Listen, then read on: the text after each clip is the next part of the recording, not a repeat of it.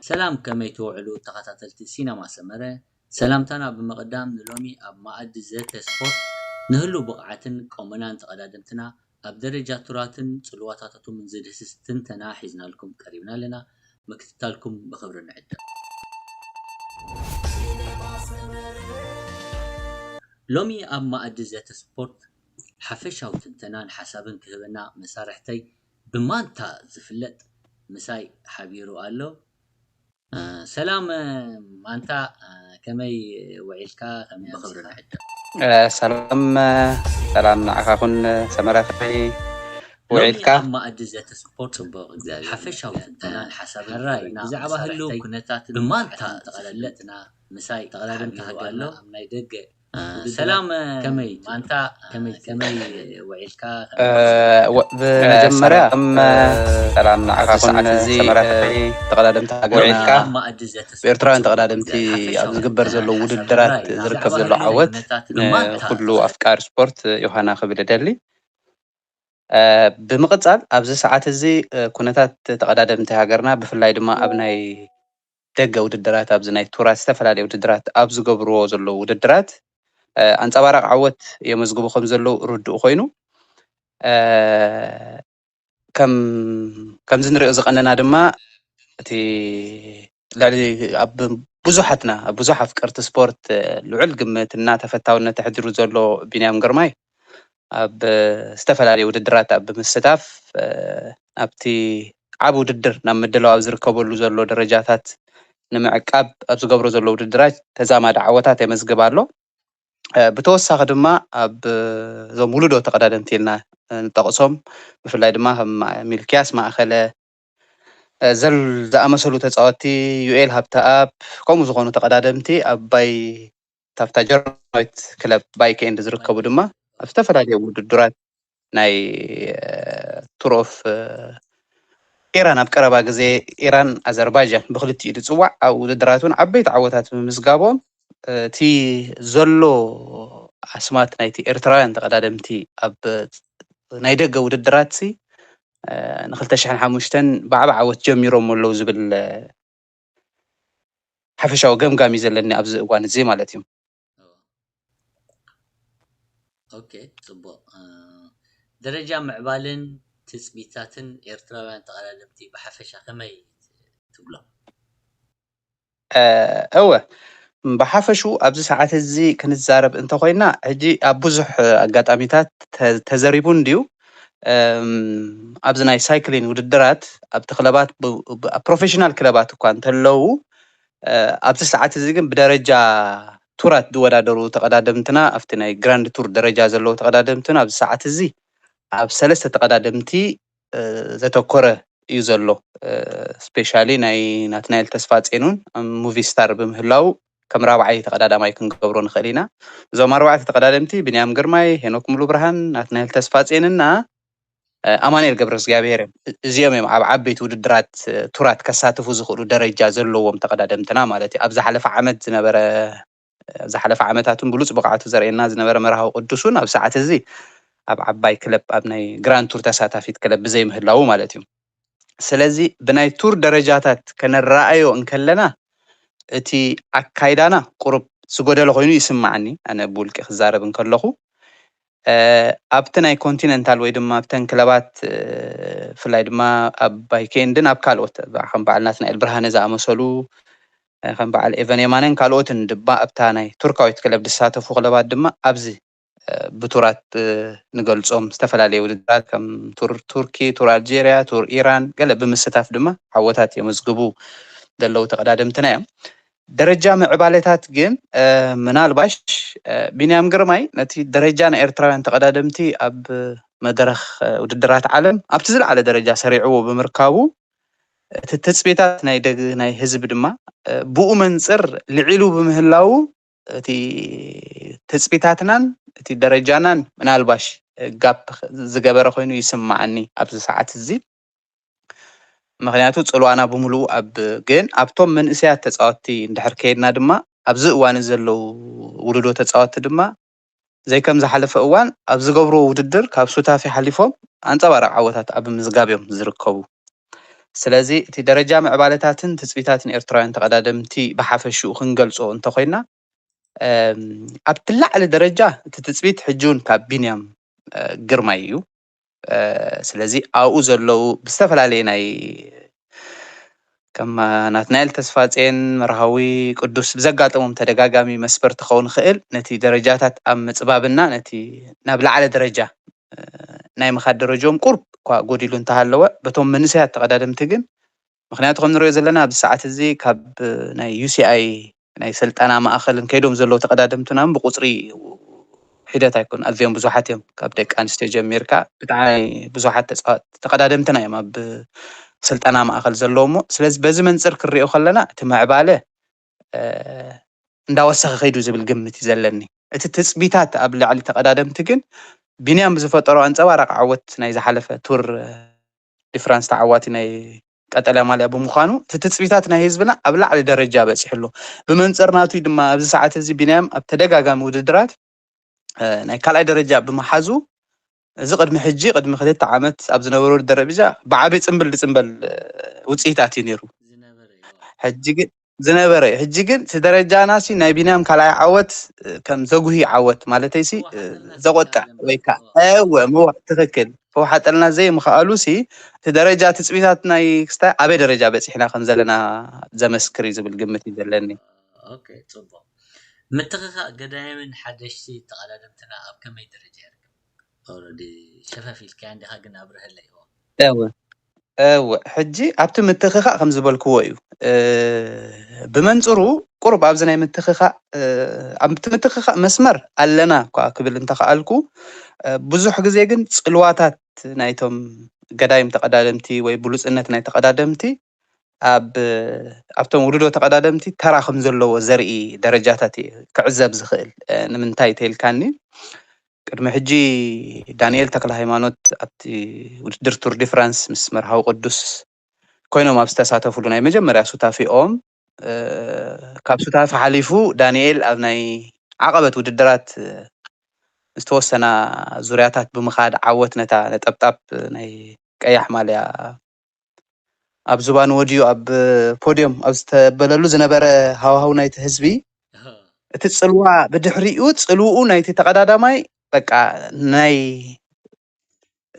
ፆወታ ወይ ድማ ናይ ብቕዓት ሕጂ ዳንኤል ከም ንፈልጦ ናይ GC ተወዳዳራይ ወይ ድማ ናይ ክላይም ናይ ዓቕብ ተወዳዳራይ እዩ ስለዚ ኩሉ ናብ ከምኡ ዓይነት ደረጃ ናይ ምፅምባር ፅልዋ እዩ ነይርዎ ማለት እዩ ኣብዚ ሕጂ እዋን እዚ ክሪኦም እንተኮይና ከም ውፅኢቱ ኢና ድማ ከም መርሃዊ ቅዱስ ኣማኑኤል ገብረ እግዚኣብሄር ገለ ዝኣመሰሉ ተቀዳደምትና ኣብ ከክለባቶም ኣብቲ ናይ GC ወይ ከም ዓወት ቢንያም መንፅሩ ኣብ ዝረኣናሉ ግን ኣብዚ እዋን እዚ ተቀዳደምትና ክሪኦም እንተኮይና ብሽሞላ ንጠቕሶም ከም ሚክያስ ማእኸለ ናሆም ዘርኣይ ኬቨን ኤቨን የማነ እዚኦም ዝኣመሰሉ ተቀዳደምቲ ዮኤል ሃብተኣብ ብምልኦም ፅልዋ ናይ ቢንያም ከም ዘሎ ንሪኦ ኣብ ስፕሪንተራት ብምዃኖም ሕጂ እቲ ምትኽኻእ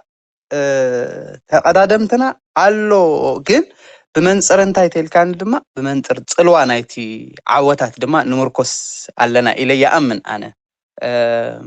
ሕጂ እዚ ብምንታይ መግለፂ ክንገልፆ ንኽእል ኢና ላይ ከምዚ ሓደ ሕልሚ ኣለዎ ሓደ ተቀዳዳማይ ወይ ድማ እቲ ሕልሙ ድማ ሞዴሉ ኣለዎ ሮል ሞዴሉ ማለት እዩ እቲ ሮል ሞዴል ናቶም ኣብዚ እዋን እዚ ኣብ ልሳን ዝኾነ ተቀዳዳማይ ክመፀሉ ዝኽእል ቢንያም እቲ ዝለዓለ ዓወት ረኪብዎ ዘሎ ቢንያምኒ ንዑ ንምምሳል እዩ ስለዚ እዚ እኳ ዝፅላእ እኳ ተዘይኮነ ግን ኣብቲ ካልእ ካታጎሪ ድማ ወይ ኣብቲ ናይ GC ተወዳዳራይ ድማ ከነፍሪ ድማ ትፅቢታት ስለ ዘለኒ ብኡ መንፅር ክሪኦ ከለኹ እቲ ምትኽኻእ ኣሎ እኳ እንተኾነ ግን ኣብዚ እዋን እዚ ክሪኦ ከለኹ ግን ዝበዝሑ ዓወታት ብስፕሪንተራት ተቀዳደምትና ኮይኑ ስማዓኒ ማለት እዩ ብዝኾነ ግን ምትኽኻእ ኣብ ቦትኡ ከም ዘሎ ግን ንሪኦ ኣለና ብፍላይ ድማ ናይ ሚክያስ ማእኸለ ብቕዓት ገና ብዕድመ ንእሽተይ ህፃን እዩ ግን ኣብ ዝገብሮም ዘሎ ውድድራት ኣብ ብዙሕ ሜድያታት ትግለፅ ከም ዘሎ ተካኢ ቢንያም ግርማይ ብዝብል ደረጃት እዮም ድሮ ቢንያም ግርማይ ኣብ ላዕሊ ደረጃ ተሰቂሉ ተካኢኡ ተረኺቡ ብዝብል ደረጃ እዩ ዝግለፅ ኣሎ ስለዚ እቲ ናይ ምትኽኻእ ደረጃ ኣሎ ኢለ ይኣምን ኣለኹ ግን ከም ዝጠቐስኮ ድማ ኣብ ተመርኪሱ ኣብ ሮል ሞዴል ንብሎ ሰባት ኣብ ዝተፈላለየ ፅፍሕታት መተካእታታት ንረክብ ኣለና ኢለ ኣይኣመንኩን ሕጂ ብኸምኡ ክንገልፃ ንኽእል ኢና ክገርመካ ቅድሚ ዓመት ንምልክያስ ቀዲሕና ተካኢ ድብል በስመራ እኮ ዳርጋ ከምኡ እዮም ድብሎ ነይሮም ቀዲሕና ኣምፂና ስለምንታይ ተካእ ትብሎ ብሕጂ ሎምስ ብዙሕ ኣዛራቢ ከማን ነይሩ እዩ መካን ግን ወፂኻ ከምታ ዕድል ኢንተርቪው ጌርናሉ ዋላ ኩሉ ሰብ ተዛረቦ ልክዕ ከማኻ ወፂና ኣለካ ኣቓልቦም ማእከና ዜና ዓለምን ገለን ኣሎ ካልኣይ ከዓ እዚ ኬቨን ሽሙሎ ኣብ ይሲኣይ ዘሎ ስኻ ንጂሲ ኣነ ንቢጫ ማልያ ንኤርትራ ደምፀላ ኢሉ እዩ ዘሎ ክሳብ ሕጂ ከማን ርኢኻ ፅቡቅ ኢድ ከይድ ኣሎ እሱ እውን ተስፋ ኣለና ብል ኣነ ትክክል ኣብ ተስፋ መፂና እሞ ከም ዝበልና እዩ ምትኽኻእ ናይ ተፃወትና ኣብዚ እዋን እዚ ቶም መንእስያት ተፃወትና ኣብ ከምዚ ደረጃ እውን ኣይኮነን ነይሩ ቅድሚ ሕጂ እውን ተቀዳደምትና ነይሮም እዮም ኣብቲ ናይ ዩሲኣይ ደረጃ ዝነበሩ ተቀዳደምቲ ግራጁዋል እዮም ወይ ብቀስ ብቀስ እዮም ነቲ ዓወት ደምፅዎ ነይሮም ኣብዚ ሰዓት እዚ ግን ንሪኦም እንተለናስ ኣብ ናይ ዩሲኣይ ደረጃ ዓወታት ኣብ ምንፅብራቅ እዮም ዝርከቡ ማለት ስለዚ እቲ ብቁፅሪ ተርኢናዮ እውን ቅድሚ ሕጂ ሓደ ተቀዳዳማይ ኣብ ዝነውሓሉ ግዜ ክልተ ተቀዳዳማይ ሕጂ ግን ብድምር 5-6 ብሓንሳ ተቀዳደምትና እዮም ናይ ምስታፍ ዕድል ዝረኽቡ ዘለዉ ሞ ስለዚ እቲ ደረጃ ብሽክለታ ሃገርና ኣበይ ደረጃ በፂሑ ከም ዘሎ ዘርኢ ኣብነት እዩ ማለት እዩ ተራን ኣበርክቶ ኤርትራውያን ኣሰልጠንቲ ብኸመይ ትንተን ብኸመይ ትገልጾ ማለት እዚ እቲ ፃማ እዞም ጠቕሶ ዝፀናሕና ብምልኦም ዓወታት ንብሎ ዘለና ወይ ድማ ሕጂ እውን ክንገልጾ ፀኒሕና ብዞም ሕጂ ዘለዉ ውልዶ ተቀዳደምቲ ብዓቢ ቁፅሪ ናብ ደረጃታት ዩሲኣይ ድይቡ ኣለዉ ክንብል ፀኒሕና እዚ ውፅኢት ናይ መን እንተኢልና ውፅኢት ናይቶም ኣሰልጠንቲ ክለባቶም እዩ ምክንያቱ ንሳቶም ብዘፍርይዎ ነገራት እዮም ምክንያቱ ውድድር ኣብ ኤርትራ ኣብ ዝግበር ዘሎ ውድድራት ብዘርእይዎ ብቕዓት ብዝህብዎም ናይ ስልጠና ተመክሮ እዮም እዞም ሰብ እዚኦም ኣብቲ ናይ ደገ ውድድራት ኣብ ዝሳተፍሉ ብዘይ ምንም ናይ ውድድር ሓድሽ መንፈስ ከይተሰምዖም ኣብ ዓወት ዝድይቡ ዘለዉ ውፅኢቶም ምንም ዘጠራጥር ዘይብሉ ናይቲ ተራ ናይቶም ኣሰልጠንትን ኣበርክቶን ናይቲ ኣብ ኤርትራ ዝርከቡ ኣሰልጠንትና እዩ ማለት እዩ በስማት ክንጠቕሶም እንተኮይና ብፍላይ ከም ኣሰልጣኒ ሳምሶም ሰሎሞን ዮናስ ዘካርያስ ሙሴ ኣስሄል ኣብ ተራ ኣበርክቶን ቅድድም ብሽክለታ ኤርትራ ምንም ዘይሕከኽ ታሪክ ዝሰነዱ ኣሰልጠንትና እዮም ብፍሉይ ምክንያቱ እጂ ኩሎም ነናቶም ተራ ክህልዎም እንተኾኑ ኣብ ብዙሓት ተቀዳደምቲ ኣብ ተብለሎም እዋን ምስ ብዙሓት ተቀዳደምቲ ክራኸብ ዕድል ረክበ ኣብ ዝረኸብኩሉ እዋን ድማ ተራ ናይዞም ኣሰልጠንቲ ኣብ ዝጠቕሰሉ ሰዓት ንዓይ ኣብዚ ደረጃ ዝኸብፅሕ ዝገበረኒ ኢሎም ዝጠቕስዎም ኣሰልጠንቶም እዮም ብመጀመርያ ምክንያቱ ኣሰልጠንትና እቲ ዝግባእ ደረጃ እቲ ዝግባእ ክብሪ እውን ረኺቦም ኣይብልን እየ ሓንሳብ ክሪኦ ከለኹ ምክንያቱ እቲ መሰረት ናይቲ ዓወት ካብኦም እዩ ዝብገስ ምክንያቱ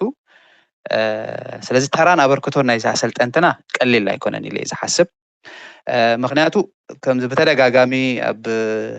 ሜድያና እውን ኢንተርቪው ኣብ ዝገብሩሉ ተቀዳደምቲ ይገልፅዎ እዮም እቲ ኣብ ውሽጢ ሃገር ዝገብሮ ውድድራት ናይ ልምምድ ነቲ ኣብ ደገ ዝግበር ልምምዳት ንኸይሕድሶም ብዙሕ ነገር ሓጊዝዎም እዩ ዝኸይድ ስለዚ ተራን ኣበርክቶን ናይ ኣሰልጠንቲ ብፍላይ ድማ ካልኦት ኣሰልጠንቲ እውን ረሲዐ ክኸውን ይኽእል እየ ብፍሉይ ድማ እዞም ሰለስተ ሰባት ዝጠቐስክዎም ተረኦም ግን ኣለዉ ካቶም ንኣሽቱ ከዓ ሽንት ገዳይ ምን እንደም ቀድም ዓበይቲ ኻ ትጠቕሶም ሓቂ ዘለዋ ንሳቶም እዮም ከዓ ነዚ ደረጃ ምፅኦም ኣድብላኒ ትክክል ብኡ መንፅር ኢና እንዛር ምክንያቱ ንሃገርና ብምውካል ናብ ዝተፈላለየ ኣህጉራዊ ውድድራትን ንሃገር ወኪሎም ኣብ ተመራሕ ሃገራዊት ጋንታ መሰልጠንቲ ኮይኖም ተደጋጋሚ ዝኸዱን እዞም ሰለስተ ኣሰልጠንቲ ምስ ምዃኖም ኣብተን ክለባት እውን ተርኢና እቶም ተፃወቲ ዝወፅሎን ክለባት ከም ኣስቤኮ ብቀዳምነት ትጥቀስ ክለብ እያ ሰንበል ኤሪቴል ደንደን እዚአን ክለባት እዚአን ኣሰልጠንቶም ንዝነበሮም ግድን እዩ ኣተክሮና ኣበርክቶም ንኽረኣየካ ብዙሕ ዝኸብድ ነገር ኣይኮነን ኢለ ይሓስብ ማለት እዩ ብፍላይ ኣብዚ ከም ኣድናቆት ክቦም ንኽእል ድማ ክለብ ኣስቤኮ ከድንቃ ይኽእል እየ ምክንያቱ ኣብ ብዙሕ ተቀዳደምቲ እንድሕር ርኢናዮም በቆሎም ክለብ ኣስቤኮ ዝኾኑ ብዙሓት ኣብዚ ሰዓት እዚ ብሽም ክንጠቕሶም ንኽእል ተቀዳደምቲ ሕጂ ቢንያም ግርማይ ሄኖክ ሙሉ ብርሃን ሚክያስ ማእኸለ እዚኦም ኳ ብሽም ተቐፅና ከም ብዙሓት እዮም ኣማንኤል ገብረ እግዚአብሔር በቃ መሳልል እዮም እንዳተወራረሱ እዮም ከይዶም ምክንያቱ ሓደ ዝወፀሎም ሓደ እዚ ሕጂ ብልጫ ናይ መን ትሪኦ ናይ ኣሰልጠንቲ ብልጫ ትርኢ ምክንያቱ ኣብ ብዙሕ ክስታያት ነገራት ከቢድ እቲ ዓወታት ዘመዝገበልካ ብሉፅ ተፃዋታይካ ወፂዮ ብሃገር እንዳበለ እታ ክለብ ክትጉዳእ ኢልካ ትሓስብ እሞ ኣብ ውሽጢ ኤርትራ ግን ካሊኦም ዘፍርዩ ስለዚ እቲ ተራ ናይ ኣሰልጠንቲ ብምንም ተኣምር ዝከሓድ ኣይኮነን ልዑል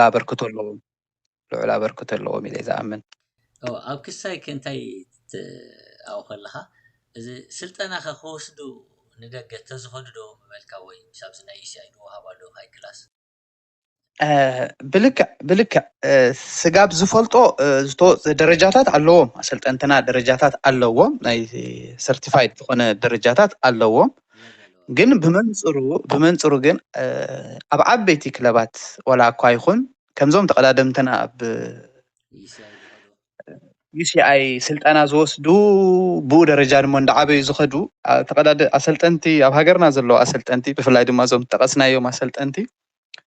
ተወሳኺ ዕድል ናይ ምስልጣን ረኺቦም ኣብ ካልኦት ዓበይቲ ክለባት ናይ ምስልጣን ዓቕሚ ክረኽቡ ከም ዝኽእሉ ይኣምን እየ ኣነ ስለዚ እቲ ዕድላት ተዝመቻቻእ ወይ ድማ ብኸመይ ክርከብ ዝኽእል ነገራት እቶም ነዚ ጉዳይ ዝሕዞሞ ዘለው ሓለፍቲ ምናልባሽ ንዖም ዝምልከት ሕቶ ክኸውን ይኽእል ግን ከም ደጋፊ ከም ኣፍቃሪ ስፖርት ፃሞኦም ኣብ ዝላዕለ ልክዕ ከምቶም ተቀዳደምትና ብደረጃ ንሪኦም ድማ ኣብ ዓበይቲ ክለባት ወይ ኣብ ኮንቲነንታል ዓበይቲ ክለባት እውን ውፅእ ኢሎም ናይ ምስልጣን ዕድል ተዝረኽቡ ምንዮተይ እዩ ወይ ድማ እዚ ዝምልከቶ ኣካል ዝኾነ ነገራት ክገብር ተዝኽእል ፅቡቕ ነይሩ ዝብል ሓሳብ እዩ ዘለኒ ኦኬ ማንታ እሞ ዘይበልናዮ ተሎ ወይ ክበሃል ኣለዎ ትብሎ ኣብ መጨረሻ ዕድል ክበካ ብሓፈሹ በታ ዘላትና ሓፃር ግዜ ክንትንትኖ ክኢልና ኣለና ኢለ ይሓስብ ግን ብተወሳኺ ምናልባሽ ነቶም ደገፍቲ ዝቕፅላት ውድድር ድሕሪ ሓደ ወርሒ ከባቢ እቲ ብሃንቀውታ ንፅበዮ ውድድር ቱር ዲ ፍራንስ ክጅምር እዩ ቅድሚኡ ኣብ ዘሎ ውድድራት ግን ተሳትፎ ኤርትራውያን ተቀዳደምቲ እንታይ ይመስል ንዝብል ነገራት ድማ ኣብ ዝተፈላለዩ ውድድራት ክሳተፉ ከም ዝኽእሉ ሓበሬታታት ክንህብ እዩ ደስ ድብለኒ ብተወሳኺ ድማ ኣብ ዝሓለፈ ዙር ናይ ኢራን ኣብ ኣዘርባይጃን ማለት እዩ ብተቀዳደምቲ ኤርትራውያን ተቀዳደምቲ ሚክያስ ማእኸለ ዩኤል ሃብተኣብ ዳዊት የማነ ካብ ክለብ ባይኬንድ ከምኡውን ካብ ኢስታንቡል ባሹኼር ናትናኤል ብርሃንን ኤቨን የማነን ዝተፈላለዩ ዓወታት ብምምዝጋብ ነጥቢ ናይ ዩሲኣይ ኣመዝጊቦም እዮም ስለዚ ሚልክያስ 85 ነጥቢ ዩኤል ሃብተኣብ 70 ዳዊት የማነ 50 ኤቨን የማነ 35 ናትናኤል ብርሃነ 5 ነጥቢ ምዝጋብ ነንውልቆም ደረጃታቶም ዘዕብይሉ ነጥብታት ከመዝግቡ ከለዉ ብሓፈሻ ድማ ንሃገር ድማ ብተደጋጋሚ ንገልፆ ኢና ኣብ ዩሲኣይ ዘለዋ ደረጃ ካብ ዓለም ኣብ ብሉፃት 20 እያ ትርከብ ኤርትራ ካብ ኣፍሪቃ ደሞ ዝማሕደገ ናይ ነጥቢ ፍልልይ ቀዳመይቲ እያ ትርከብ እሞ መሊሶም ኣደሪዖማ ስለ ዘለው ዮሃና ክብሎም ይደሊ ማለት እዩ ብተወሳኺ ኣብዚ ዝቕፅል ውድድራት ኣብ ዙር ስጋሕ ሕጂ ኣብ ቱር ዲ ፍራንስ ቢንያም ግርማይ ከም ዝሳተፍ እዩ ተገሊፁ ዘሎ ብተወሳኺ ከም ኣማኒኤል ክሳተፍ ድዩ ኣይሳተፍን ሙሉእ ሓበሬታ የለን ብዝኾነ ኣብ ዝቕፅል ውድድራት ድማ ተሳትፎ ዞም ንዓወታት ኤርትራውያን ተቀዳደምትና ከም ልሙድ ትፅቢት ከም ዝገበርናሎም ዓወታት ከመዝግቡ እንዳተመነና ደገፍትና ድማ ዕባለ ኤርትራውያን ተቀዳደምቲ ከም ትፅቢትና ይኸደልና ከም ዘሎ ክሕብር ይፈቱ ፅቡቅ ኦኬ ሕራይ ንዚ መብርሂ ንዚ ዘተ ክትህበና ፈቃደኛ ምዃን ብስመይን ብስም ተኸታተልቲ ሲነማ ሰመረን ከዓ የመስግነካ ትኽክል ይቐኒለይ ኣብዚኣ ዘላትኒ መጠናዊ ሓሳብ ክህብ ስለዝፈቐድኩምለይ ብልቢ የመስግን ክቡራት ተኸታተልትና እዚ ከም መጀመርያ ናይ ጌርና ዘለና ሎሚ ቀንዲ ከዓ ናትኩም ተራን ናትኩም ተሳታፍነት ስለ ዝኾነ ኣብ ሼር ምግባር ላይክ ምግባር كومنت خا حسب كومنت صحفوا ابز قصل مدبنا خاني ذاتي لينا زي كفوتي نقول زما خلايو ابز نايلو ما عند سنبر اب ما اد زت سبورت خاف شاوت انتنا حسابن ابزي ودينا لنا اب قصال مدبنا يرخبنا سلام سسناي